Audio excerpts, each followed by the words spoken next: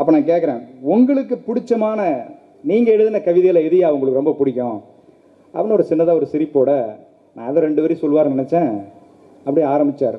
இல்லையா, நான் சங்கத்தமிழ் புத்தகத்தில் ஒரு கவிதை எழுதியிருப்பேன். அது புறநானூற்றிலிருந்து எடுத்தப்பட்ட அந்த வரிகளை கொண்டு 4 வரியில் புறநானூற்றில் எழுதப்பட்ட அந்த வரிகளை நான் கவிதை நடையில் எழுதியிருப்பேன். நான் எழுதியதிலேயே எனக்கு மிக பிடித்தமான கவிதை அந்த கவிதை தான் அப்படின்னார். குடிசைதான் ஒரு புறத்தில் கூறிய வேள்வாள் வரிசையாய் அமைந்திருக்கும், வையத்தை பிடிப்பதற்கும் வெம்பகை முடிப்பதற்கும் புரியின் குகை நிலை அழகில்லை புதுமையல்ல, கிளியும் மெய்சிலிருப்பும் கீழிறங்கும் தன்மையும் தலைகாட்டா மானத்தின் உறைவிடம் மறவன் மாளிகை ஆங்கே,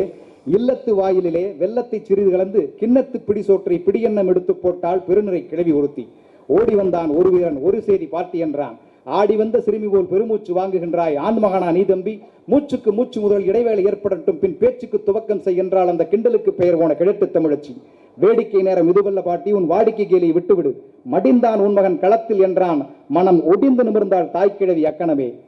தாயம் ஆடுகையில் காய்களை இடப்பதுண்டு, காயம் முதுகிலா மார்பிலா கலறுகை என்றால் காயம் முதுகில் என்றான், கிழவி துடித்தனல் இதயம் உதுடித்தனல் முடவு ஒலித்த திக்கை நோக்கி முடுக்கின வேகம், ஆங்கே நந்தவன் நாட்டை காக்க ஓடிற்று ரத்த வெள்ளம், தேடினால் செந்தவன் நாட்டை காக்க செத்து கிடந்த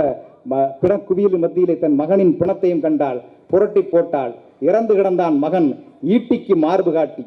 மகன் பிறந்திட்ட போது அடைந்த மகிழ்ச்சியை விட அவன் இறந்திட்ட போது மகிழ்ச்சியை இரட்டிப்பாக்கினாள். அவள் கேட்டாள்,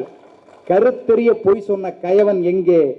வாழ் இங்கே அவன் நாக்கெங்கே என்று அந்த கவிதையை இப்போது நான் பேசியதோட உணர்ச்சி பூர்வமாக அந்த 90 வயதில் அந்த மூத்த தமிழ்,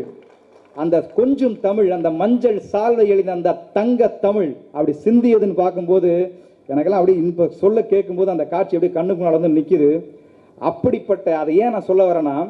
அந்த தமிழ் ஆளுமை தான் தமிழகத்தை இவ்வளவு காலம்